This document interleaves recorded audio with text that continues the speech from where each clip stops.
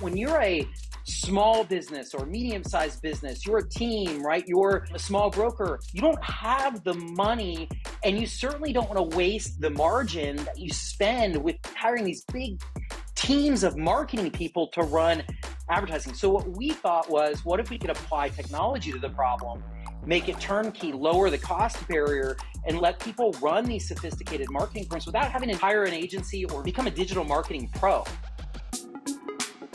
Welcome to Own It.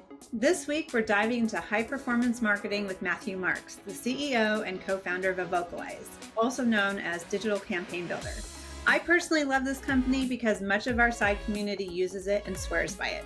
He's helping small businesses, especially real estate agents, use AI to run marketing like the big guys without the crazy costs. We'll talk automation, always-on strategies, and why the human touch still matters. Buckle up, it's going to be good. I'm Hillary Saunders, joined today with my fellow swimming co-host, Spencer Kroll. Hello, Hillary. And you know why I mentioned that? Because I'm so excited. There's some, I don't know how to even put it into words, but there is a camaraderie, familial understanding of the craziness of swimmers. And our guest, Matthew Marx, CEO, co-founder of Evocalize, also formerly known as Digital Campaign Builder or DCB, is also a swimmer. So I want to just take a moment at the top of the podcast and recognize that. Welcome, Matthew. Thank you so much for joining this craziness that we've created. Thanks, Hillary. Appreciate the intro. You know, I think it's just the latent smell of chlorine on your skin or the slight green in your hair. You know, what is that?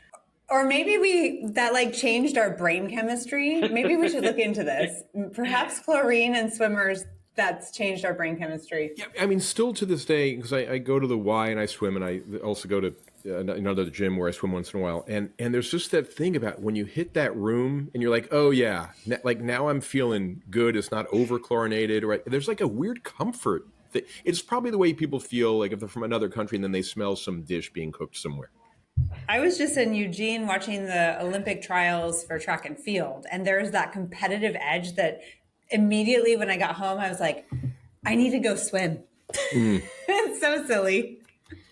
That's super cool. Well, it reminds me of the 5:30 a.m. Wake-up call throughout high school, and then the beginning of college. It's 5 a.m. hits, the alarm bells ring, and you're racing to the pool. So that was I always think about rubbing the sleep out of my eyes when I get ready to swim. Yes, I love it. Well, we have a lot of other things in common too. So first of all, thank you for joining us on Own It. I want to dive right in, and if you would be so kind to explain to the listenership what does Evocalize do? What is your why? And then we can go from there because we have so many things to cover. Awesome. Love it. So yeah, again, thanks for having me on.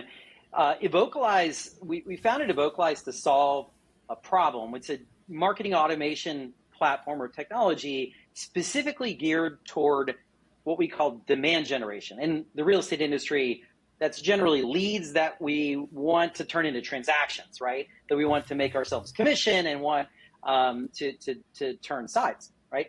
But in general, we serve multiple industries. So what we do is we apply technology, automation, and AI. Sorry to use the term. That we use automation and AI to take what's something that's very, very complicated, really high performance digital marketing. I mean, when we think about digital marketing that the best centralized companies do in the world, like an Amazon, right? We think about what do they do for digital marketing? Well, they work on what channels are we targeting? Are we targeting Google search? Are we targeting people in Meta, Instagram, Facebook, YouTube, TikTok? Where are we going to find people, right? And then what are we doing? What audiences? Who are we trying to reach? What bids are we offering? What creative are we using? Right? So there are all these variables for great digital marketing. And what we've tried to do is boil that down, simplify it so that experts centrally, like Side has done with their digital campaign builder, experts can build best practices that basically gear themselves to the right way to do something like market a home or try and get listings, right? but the agent doesn't have to think about any of that, right? It's all done for them. So they can customize it a little bit, connect in their data and market and just focus on results. And so that's really what we've focused on. We started in real estate and have moved into other industries as well, but real estate was our starting point, as our bread and butter, and we love it. So that's a little bit about what we do. Is AI helping you move into other industries as well? Because now you have the pattern down, so AI can figure out, here's how you sell a car, or here's how you do a house. Yeah, actually, Spencer, we had so much experience in residential real estate. We actually started out with building an infrastructure for the portals to use to generate their leads that they then bundled up and resold to the real estate industry. So we'd run hundreds of millions of dollars of lead generation, and actually down way below in the stack lead generation, as I mentioned earlier. How are we generating return on investment or contribution margin to the portals? That's where we started. So we had so much data from real estate. But as you start to move across industries, we move to mortgage. We have a number of the top lenders using our technology now and all of their loan officers, right? And now we have restaurants and fitness companies and other folks. When you start to move, you don't know the patterns. And we haven't had, it takes so long to test at that level, tens of millions, hundreds of millions of dollars. You have to rely on other things. And one of the things we found that's a great tool, generative AI is great for automated copywriting, automated image generation, video compilation we're starting to do. So you can now start to move and take folks' data in different industries very quickly, whereas before it just took so much time to test and learn before you entered. Well, and there's so much information being thrown at us. Say I'm a listing agent, right? And I want not just to potentially get leads for a new client, but I want to feature this gorgeous property out there. Practically speaking, how do I even start thinking about an ad spend? Or, I've got a budget, or do I decide what a budget is? Like, what is the practical start here? And this is how it kind of trickles through to, the end. Yeah. I mean, I think about the first thing that we encourage folks to think about is the objective, right? What are we trying to do? So if the objective, for instance, is leads that turn into quality leads that turn into sales, right?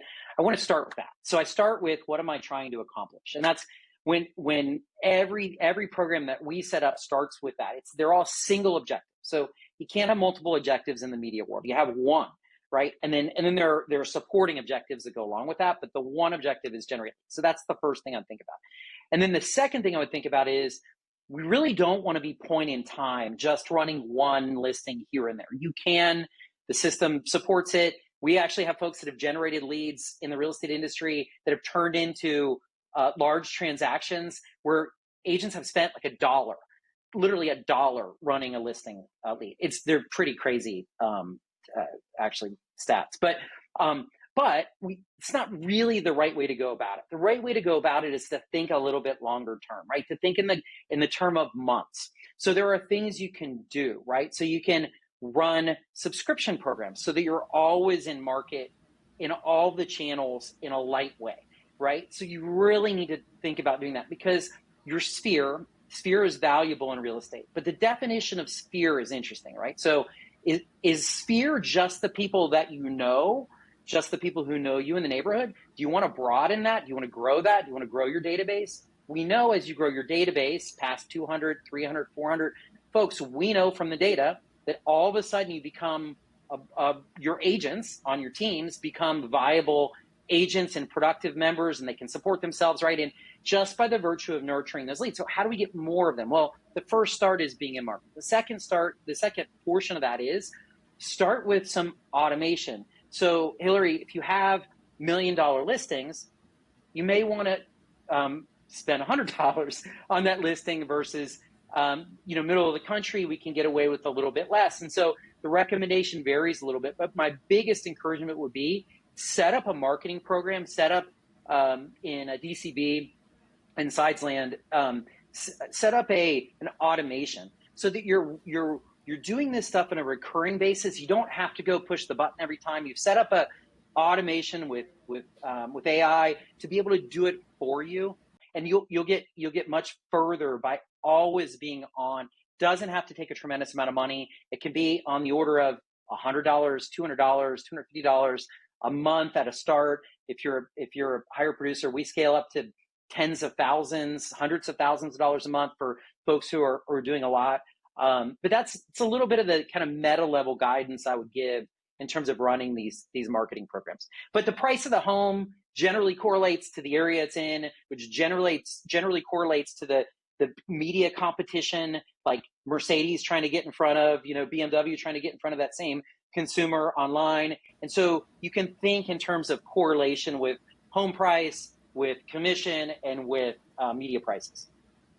I've got a question for you, and I want to go back to your past for a moment to bring you to the future, right? So I listening to another podcast that you were on, and you were talking about how you studied genetics in school, and that one of your dreams was to do genetic crops. Like I think you said broccoli and cactus or something, which actually I know that Hillary and I both enjoy odd vegetables, so I think that'd be a cacturli or whatever it would be great, or a brocticus, but you talk about how you wanted to change the world. You wanted to save the world. And so here you are doing something where you're on the cutting edge, right? You're kind of on the genetic end of AI. And did you get into this to try to change the game, or did you see a gap that was somewhere? I'm always fascinated at how someone decides to do what it is that they do. Yeah, no, it's a really embarrassing factoid from my past. Thank you. I like it. I love that. Yeah, it was an idealistic kid out of high school, had no idea the science. I'm like, wouldn't it be great if you could plant broccoli all over the African deserts and feed the continent, right? But obviously a little harder to do. So I ended up in technology. But no, I mean, your point holds. Look, we're not curing cancer, but what we are doing is supporting folks, businesses who have invested their life and depend on the success of their business. And I think it's the reason we started this business. We've just taken our last company, marketing tech company, public, and we started experimenting with, in the media world, historically, the way folks have run sophisticated media programs that I described earlier was they would hire a digital media agency, and that agency would have some built-in expertise, and then they would hire a lot of people out of college to kind of press buttons all day long and to try and generate marketing demand for you. And that's fine. In fact, that's kind of getting disrupted too, but that's fine at the central level where folks have millions of dollars a month to spend in marketing. But when you're a small business or medium-sized business, you're a team, right? You're a small broker business, you're a team, right? You're a small broker. You don't have the money, and you certainly don't want to waste the margin that you spend with hiring these big teams of marketing people to run advertising. So what we thought was, what if we could apply technology to the problem, make it turnkey, lower the cost barrier, and let people run these sophisticated marketing programs without having to hire an agency or become a digital marketing pro, right? Which is not what we want folks to do. We want folks to be meeting, out shaking hands, at open houses. We want people to be closing business, right? And so that's really why we do what we do. We feel like it's again, an overused term, apologies, but democratizing this like great marketing and media. And if we could do that, we could start to help to move the industry a little bit further beyond kind of, and they have their place, but a little bit beyond the print mailer dependence and the park bench and the bus. There's also sign. A different generation, right? Wouldn't you say? Like there is definitely the time and place and customer base for the direct mailers. Yep. And the newspaper ads, if, in the very small towns that still read newspapers, which I live in. And there is the clientele who is the younger generation who just is on their phones or on computer searching. And so to your point, what is it that you have created or done to protect the user from the bigger regulatory system that's out there? Because that can be very scary and daunting, I think, from an agent perspective. Like, I don't even know, what do I need to be aware of, or how am I protected from the FCC or whomever else? That's a lift. Yeah, it is. And, it's too much to expect for a small business. In fact, so I won't get too geeky on the subject, but I spent a lot of time now talking and trying to educate and bring awareness to this. You mentioned the FCC. The FCC's TCPA our Telephone Consumer Protection Act changes that are being affected, or actually being enforced. They're actually technically already in effect, but the changes that are being enforced coming in January of this coming year. I spent a lot of time talking about that because folks aren't aware of this one-to-one consent requirement that's coming up with the contextuality of the request and the group who calls, and the fact that there's liability for breaking these rules, and a lot of current lawsuits from the agent themselves, personal liability all the way up the stack to the parent brokerage, right? People don't understand that, Hillary, and so I think it's so I spent a lot of time talking about that. We can protect folks collectively by coding those rules into the flows of a system like this, as we've done with DCB, right? So now you can have the disclaimer form. You're making sure that the representative broker name is in the consent form, the group providing the service, not one of the agents providing the sales action associated with it. But the dissent, when you look at this rulemaking body, this working group that was convened by the TCPA, there was one dissenter. There was a working group that voted last December on these changes to the law. There was one dissenter on this commission, and the dissenter didn't dissent because they wanted more spam out there in the world. They dissented because they were worried about its effect on real estate agents and loan officers in the mortgage world. That's the reason they said we should hit pause on this thing, and they didn't hit pause. They passed it. And so this is you mentioned, I think there are two halves to this. One is marketing and business success, right? We want to drive people's business, and we want to protect them from getting themselves and their their partners and parent companies in trouble from a legal liability perspective. My brain is having like one of those moments where I'm like, oh my gosh, like light bulb, brain blowing up emoji situation, just because something you said, which is you can take the feedback or the data of what is actually working, whether it be clicks or interactions or whatever, and then use that information to better help your customer the next iteration or the next time to be more successful in what they're doing or make changes. Just look 5 years ago, in our industry, there was no data coming back. I mean, we got clicks on Facebook, and that was revolutionary. It's like, look how many people interacted with your Facebook thing. But can you break down even farther, Matthew, what each piece or part of the platform does? Because you've got a lot of different pieces of it and they work so cohesively, but maybe there's a better way to just explain the different parts of it. Yeah. So we're effectively a tool that agents teams can log into and have their data already populated for them, all the best practices populated for them for a best-in-class marketing, cross-platform marketing program that like something just like and as effective as a portal could run. But you click a button, you're asked a couple questions to validate, and you hit go, and it automatically publishes that marketing in the best way possible across all these channels.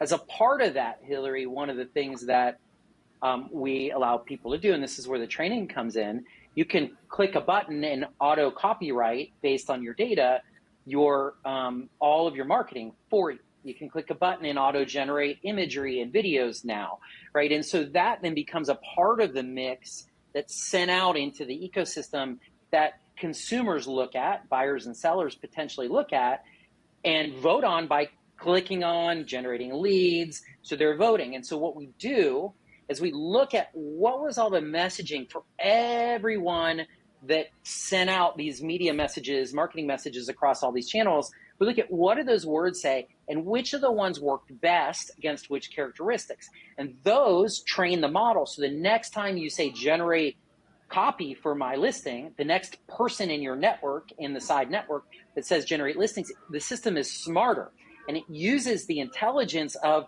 the prior campaigns for everyone in the side network. That's the other important point.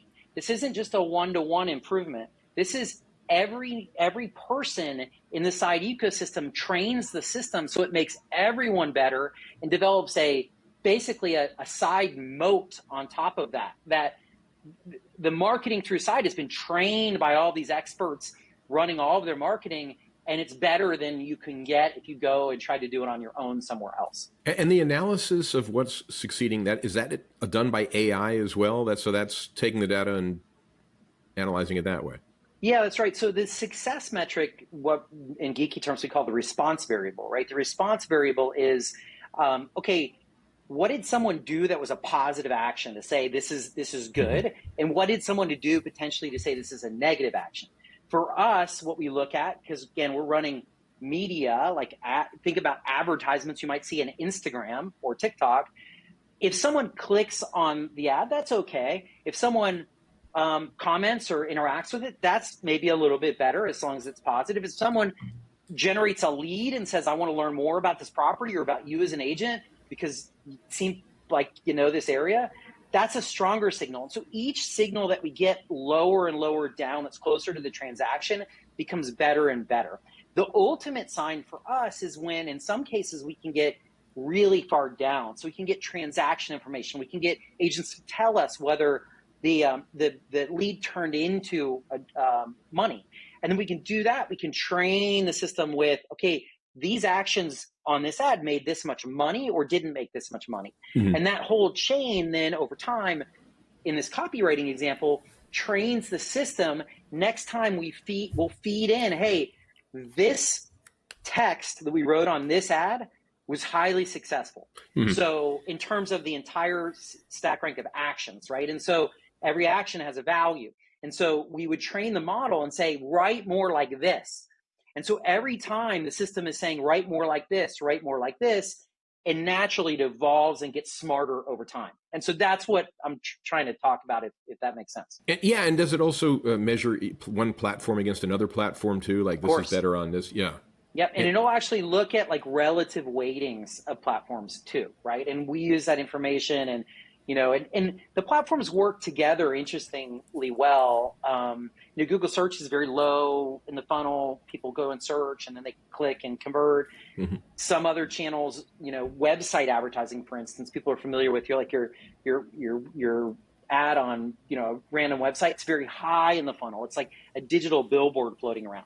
But all of those in Meta and TikTok are kind of in the middle. So all of those things kind of work together to work someone down. You need 7 to 15 touches of a customer to get them across the line to submit a lead to do a transaction with you. Google has published research for the last 20 years on this.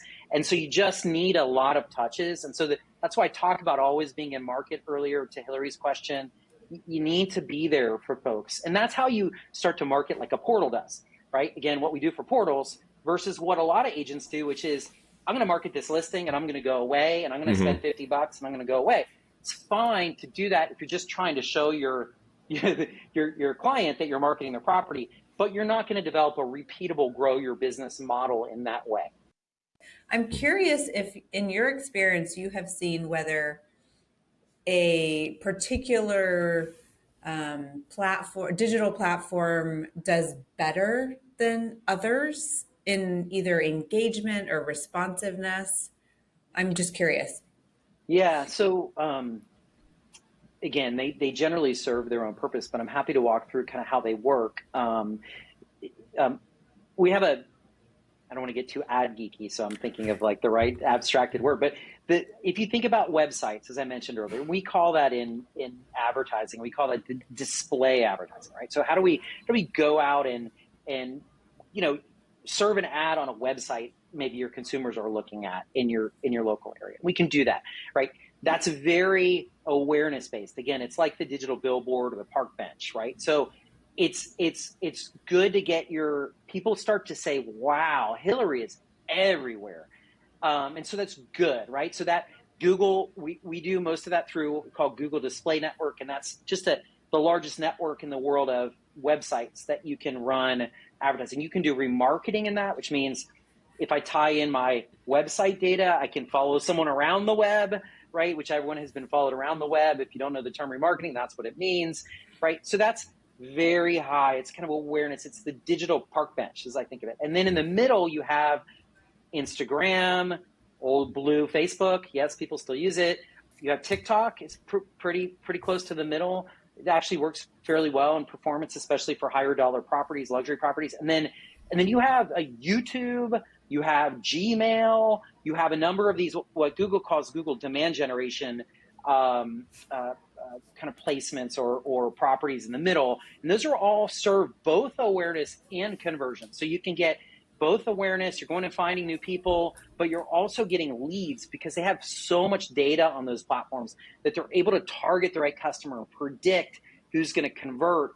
And so you're able to get pretty good performance. And then at the bottom of the funnel, it's more costly, but you can get Google search, right? And that's how do we go Google search, and then there's a hybrid called Google Performance Max, PMax, at the bottom. And then those two are very performance oriented. So they're, we do a lot of scientific stuff for the agent on that. So we're pulling in data from providers like Atom Data, neighborhood information. So we're able to say, develop keyword lists for your local neighborhood automatically for you that have neighborhoods in them and sub-neighborhoods and local areas and parks versus schools versus just, I'm advertising in Seattle, Washington, right?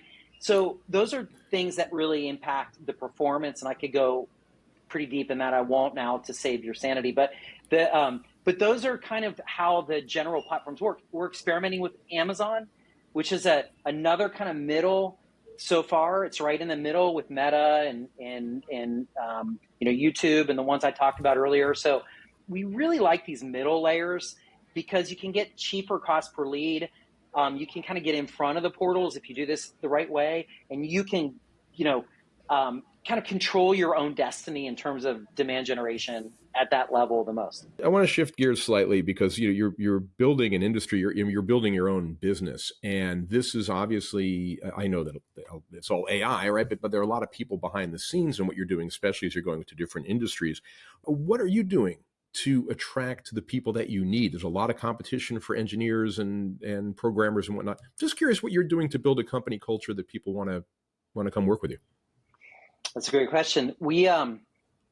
So I think first and foremost, we value transparency. Like if I'm asked about anything about culture, and I'm moderating a panel for the NAR here, one of their working groups in a couple of months on culture in the company, so I was thinking about it last week. I'm just starting to prep for it. Transparency, we kind of had a radical transparency, like good or bad. We want to tell folks everything. Right. And now that can create bounciness, right? So especially with less senior folks who haven't been through cycles. I mean, I went through the .com cycle, and then, I get the gray hair, right? I went through the .com cycle, and then I went through the financial crisis. I had front row seats to both of them. And so I know these cycles happen. They come and they go, and the cycles are roller coasters, but some folks don't know that, right? And so I think transparency is probably our biggest pillar in trying to find people. I think responsibility, flexibility, adaptability, frankly, are some of the greatest strengths of humanity. And so we look for that when we look for folks. And then for us, in terms of employees specifically, Spencer, we look for referrals. Like referrals are gold for us, like maybe many industries. But if I can find folks that my team has worked with before, worked with in the past, and we can pull them in 10 times out of 10, right? That is a slam dunk. So I don't know if that answers your question, but that's how we think about culture and attracting. I think, we just won Washington's, we're headquartered here in Seattle, Zillow building right behind me, actually out the window. We just won Washington's best place to work for our size category. So we really pride ourselves on that. And we feel like that attracts people who want to come in the door. Congratulations. That's awesome. I think company culture we're psyched. Is one of those things that we speak to a lot about with our guests, because with our partners at Side, they are creating their own companies, and with that comes team culture. And I think you can never stop learning how to have a better culture or a more authentic culture. And that shows then trickling down to what we were talking about earlier, marketing, and really showing the community or your potential clients why working with me would be different from, say, working with Spencer. It's not saying better, it's just different flavor. It's better.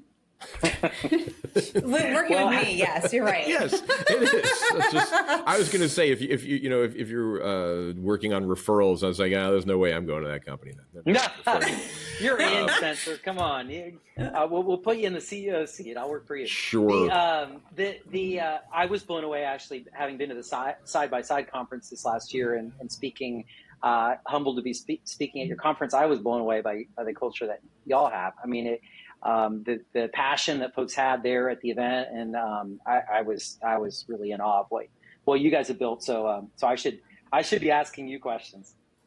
Well, we appreciate that. Thank you. I think it boils down to really being passionate about what we do and being passionate about what you do and how you're helping, business owners, small, medium, and large, is very admirable, because just the average individual agent out there on the street, it is very daunting on how to grow your business. And I think that results in the industry numbers of 80% of new agents fizzle out, because it's not an inexpensive business to be in. You have to put a lot of your own money into running your business. And what you've created is a very effective and financially affordable way to do that. So congratulations on your success. Thank you. Due to partners like you. I love it. I want to know, before we close up, I want to know what your big, hairy, audacious goal is for you personally and also for the company. Big, hairy, audacious goal. Well, also known as a BHAG. BHAG. Yeah. All right.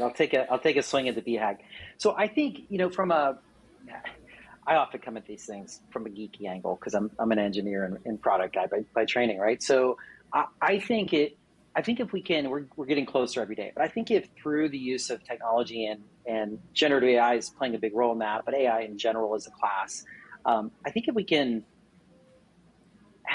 evolve to an automated agent, a technology agent, an AI agent that works on behalf of a real estate agent to do their marketing and then comes to them with questions proactively, versus the agent having to take the initiative to go in and start something. They kind of kick off the sequence and the agent is operating and they say, hey, we have this opportunity. Do you want to spend, $50 and we think you'll get, $1,000 in commissions from this $50. Like, that's really our aspirational goal. Like, we're marching along the path. I think it's doable. I think it's doable in the short term, but that's really from a like technology and product, that's what we're trying to do. And then from a company perspective, I think that's needed in every industry, right? If you think about, we're talking a lot in real estate now, but we think a lot about how can an agent like an AI agent like that empower a real estate agent to work with a loan officer in a RESPA compliant way to market together to then.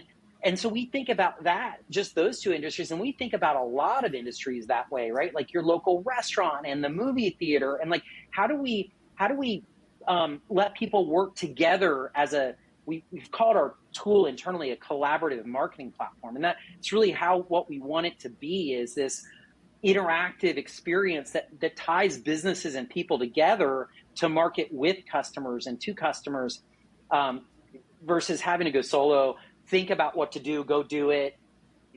People are too busy for that. So that's really what we're thinking. And from a company perspective, I'm a little bit old school. I was describing this to a candidate just yesterday who I was kind of doing a final interview for. I'm old school. I kind of think of the company's development like buildings around the world with like Evocalize signs on them, building a big, long-standing business. I think so much is virtual now. We're like half virtual as a company, but that's how I think a little bit of the company as we go. We took our last company public, so that was kind of a fun ring the bell moment for the founders. I wasn't a founder; I was on the leadership team, and so that was pretty fun. That might be, if we're fortunate enough to be a milestone along the way. Mm-hmm. That's awesome. I love it. Well, Matthew, thank you so much for being our guest.